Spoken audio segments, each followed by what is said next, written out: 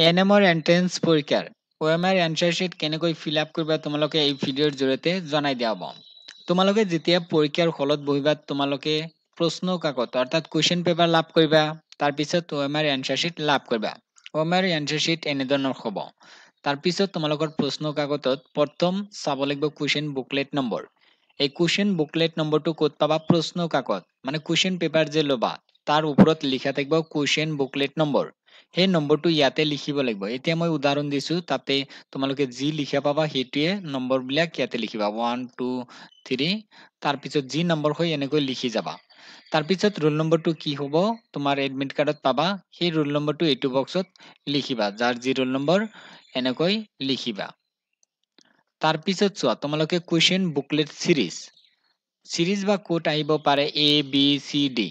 ইয়াতে কিন্তু যদি ব্লেংক থাকে এইটো বক্সত তেতিয়াহ'লে লিখিবা। সাপোজ বি পাইছা বিটো ইয়াতে লিখি ল'বা যদি লিখা নাথাকে। বিটো লিখিছো বি পাইছো। তাৰ পিছত কি কৰিম বি য'ত লিখা আছে ইয়াতে মই সাৰ্কুল কৰি দিম। যিসকলে কুৱেশ্যন বুকলেট সিৰিজ বা কোড এই পাব এই লিখিব। যদি লিখা নাই তেতিয়াহ'লে এই লিখি ল'বা। এনেকুৱা বক্স থাকিব পাৰে এই লিখি তাৰ পিছত য'ত এই লিখা আছে সেইটো এনেকৈ সাৰ্কুল কৰি দিবা কলা পেন দি। এইটো মই উদাহৰণ দিছো এইটো মনত ৰাখিবা। তাৰ পিছত তোমালোকে কুৱেশ্যন বুকলেট নম্বৰ যে লিখিবা। সাপোজ মই এনেকৈ লিখিছো তোমালোকৰ যিটো নম্বৰ লিখা থাকিব এটা এটা বক্সত তেনেকৈ সিৰিয়ালি লিখি যাবা। ইয়াতে 1 লিখিছো মই উদাহৰণ দিছো। তেতিয়াহ'লে 1 ক'ত আছে? এই 1ৰ তলত এই ইয়াতে আছে চোৱা। এইটো মই এনেকৈ সাৰ্কুল কৰিছো ড্ৰাগ কৰিছো চোৱা। কলা পেন দি এনেকৈ তোমালোকে কৰিবা যাতে বক্সৰ বাহিৰত নাযায়।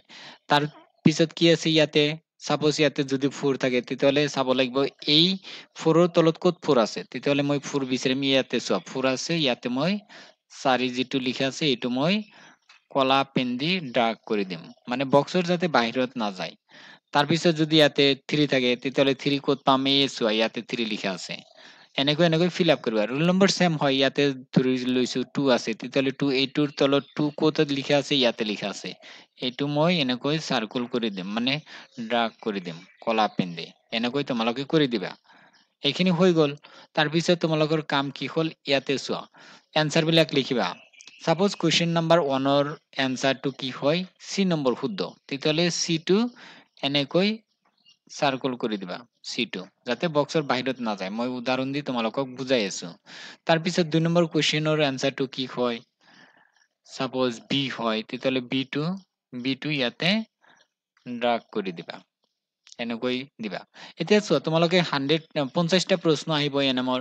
তেতিয়াহ'লে চোৱা তুমি 50 নম্বৰটো পাৰিছা তেতিয়াহ'লে 50 নম্বৰটো এনেকৈ সাৰ্কুল কৰি দিবা। 50ৰ যদি যিটো শুদ্ধ হয় সেইটো এনেকৈ সাৰ্কুল কৰি দিবা। যিটো সহজ পোৱা বা কমন পৰিছে বা তোমালোকে জানা এনসাৰটো সেইবিলাক আগতে কৰি ল'বা। তাৰ পিছত বাকি কৰি ল'বা। কিছুমানে সিৰিয়ালি কৰে। যদি সিৰিয়ালি কৰা কোনো প্ৰব্লেম নাই। তথাপি যিবিলাক আগত মানে জানা সেইবিলাক কেনেকৈ ফিল আপ কৰিবা। এইটো আছিল প্ৰচেছ। তোমালোকক জনাই দিলো। তোমালোকৰ পৰীক্ষা কেইদিনমান পিছতে হ'ব। ইতিমধ্যে তোমালোকক জনাই দিছো। এডমিট কাৰ্ড আহিছে জনাই দিছো। তোমালোকে যদি এন্ট্ৰেন্স পৰীক্ষাৰ কিতাপ ল'ব বিচাৰিছে ল'ব পাৰিবা। আমাৰ পৰা এনএমৰ এন্ট্ৰেন্স পৰীক্ষাৰ চিলেবাছ অনুসৰি ই বুক প্ৰস্তুত কৰা হৈছে য'ত 5000তকৈ অধিক প্ৰশ্ন উত্তৰ আছে। ইতিমধ্যে বহুতেই কিনি সেল্ফ ষ্টাডি কৰি আছে। কাৰণ পৰীক্ষাত বেছি নম্বৰ পাব লাগিব তেতিয়া তোমালোকে চৰকাৰী এনএম ট্ৰেইনিং চেণ্টাৰত এডমিশ্যন ল'ব পাৰিবা। নহ'লে কিন্তু প্ৰাইভেটত পঢ়িব গ'লে 3 লাখতকৈ অধিক মানে খৰচ হ'ব। 4 লাখত যাব পাৰে। এনেকুৱা মানে বহুত খৰচ হয় প্ৰাইভেটত। তোমালোকে যদি পইচাখিনি সেভ কৰিব বিচাৰিছা বা ঘৰত যদি প্ৰব্লেম আছে তেতিয়াহ'লে চৰকাৰী এএনএম কোৰ্সত এডমিশ্যন ল'বলৈ হ'লে এতিয়াই সেল্ফ ষ্টাডি কৰক। সময় কম আছে। তোমালোকক মক টেষ্ট দিয়া হৈ আছে। মক টেষ্ট দি আছো। তাৰ পিছত ভিডিঅ' সিৰিজ বিলাক দি আছো গ্ৰুপত। তোমালোকে চাই ল'বা প্ৰেক্টিচ কৰিবা কিতাপখন চাবা অলপ চিলেবাছ অনুসৰি মক এই সেল্ফ ষ্টাডি কৰিবা পাই যাবা তোমালোকে এডমিশ্যন।